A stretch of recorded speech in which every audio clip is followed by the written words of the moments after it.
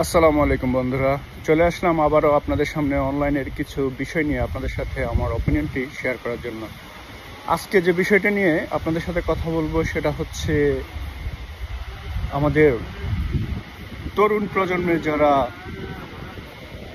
নেতা নেত্রী রয়েছে, যারা আগামী দিনের বাংলাদেশকে নেতৃত্ব দিতে চায়, তারা তাদের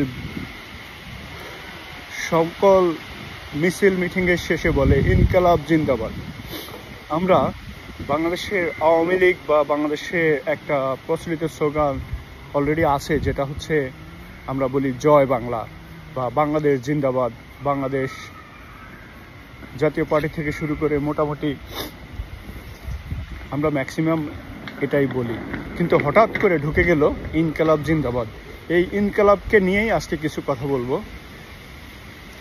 এই ইনকালাব কোত্থেকে আসে, এই ইনকালাবের মানে কি?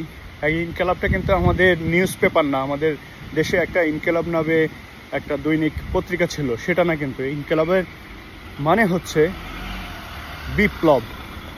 এটা 1921 সালের দিকে কোত্থেকে আসে সেটা আপনাদের শেয়ার করি। 1921 সালে ভারতের মাওলানা হাসরাত একজন কমিউনিস্ট পার্টির প্রতিষ্ঠাতা এবং নেতা ছিলেন। ওনার কাছ থেকেই মূলত এই শব্দটি আসে এবং এটা একটা উর্দু ভাষার শব্দ। ইনকালাব মানে বিপ্লব। এই বিপ্লব হতে পারে, আপনারা ব্যবহার করতেই পারেন, কিন্তু সেটা যদি আপনাদের কোনো কারো পারপোজ সার্ভ করার জন্য সেটা ইউজ করেন, তাহলে আমি মনে করি সেটা কতটুকু যৌক্তিক এবং আপনারা কিভাবে সেখানে সমর্থন দেন। তারপরে পিনাকি থেকে শুরু করে বর্তমান বাংলাদেশে যারা নতুন তরুণ প্রজন্মের, আমি আবারও বলছি, জনাব হাসনাত, সার্জিস এবং নাহিদ ইসলাম সহ আরও অনেকেই বলেন ইনকালাব জিন্দাবাদ। এদের সাথে জামাত ইসলামের কি সম্পর্ক? দেখেন, জামাত ইসলামের দুইটা কমিটির, একটা হচ্ছে অন স্ক্রিন আর একটা হচ্ছে অফ স্ক্রিন। অন স্ক্রিনের আমরা অনেকেই দেখতে পাই, কিন্তু অফ স্ক্রিনে যারা আছে আমরা কেউই জানি না এরা আসলে কারা। এরা এই সার্জিসের মতো, নাহিদের মতো বিভিন্ন দলের মধ্যে আছে এবং তাদের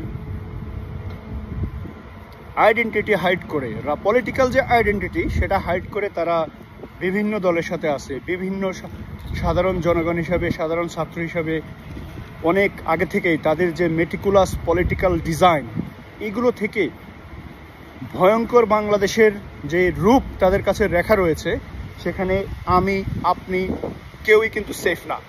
আবারও বলছি, এই ইনকালাব রুখতেই হবে।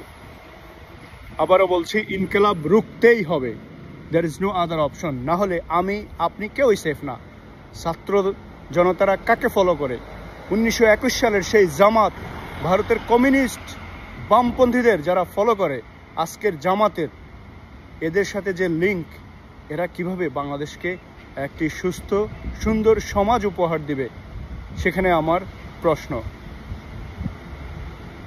আবারও বলছি, শেষবার, যারা বলছেন বিপ্লব দীর্ঘজীবী হোক, তাদের উদ্দেশ্যে আমাদের এখন থেকেই সতর্ক থাকা উচিত।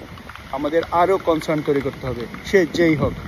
আমরা বিপ্লবকে টিকিয়ে রাখবো না। বিপ্লব সব সময় চলে না, হঠাৎ করে হয়, হঠাৎ করে শেষ হয়। সেই বিপ্লব যদি আমরা টিকিয়ে রাখি, আমাদের দেশ, আমাদের সমাজ এবং আমাদের জন্য, দেশের জন্য ভালো নয়। আশা করি আপনারা বুঝতে পেরেছেন। ধন্যবাদ, ভালো থাকুন, সুস্থ থাকুন।